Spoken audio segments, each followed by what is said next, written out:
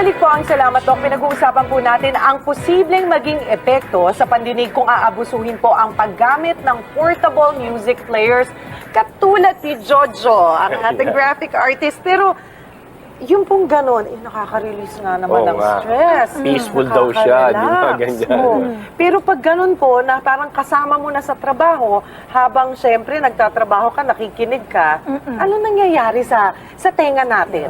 Okay. Ang ating tenga, Cheryl, sir, gaya na alam niyo po, ay may tatlong bahagi. Mayroon tayong outer ear, middle ear, at inner ear. Ang inner ear ang sentro ng ating sensory organ ng pangdinig. Ang tawag po dito ay cochlea. At doon po sa loob ng cochlea, nandun ang hair cells na very sensitive. Sila po ay nagde-detect ng sound. Pagdating ng sound wave sa ating tenga, matatransform into electrical current at ito po ay mai-interpret ng ating utak bilang sound.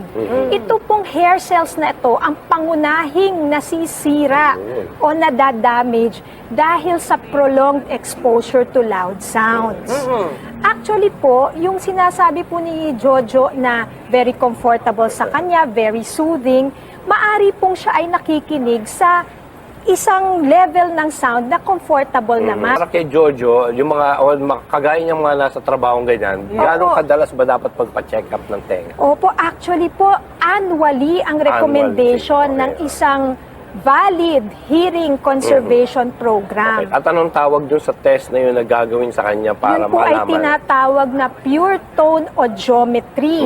Yun po ang test kung saan kinukuha ang level ng ating pandinig at kino-compare sa standard kung tayo'y normal o merong mild, moderate, severe, or profound hearing loss or deafness. Yun. So, kailangan pala magpapacheck up lagi. No? Siguro lahat din tayo dito sa broadcast. Kaya kung sino man na nakikinig dyan sa mga MP3, lalo ngayon, siguro bagong taon, yung mga napuputukan or in hazardous places. Yun po ating madagdag ko lang po para sa kaalaman, yun pong ating mga MP3 ngayon, compared po nung panahon ko na teenager na mga Walkman, na mga earmuff style head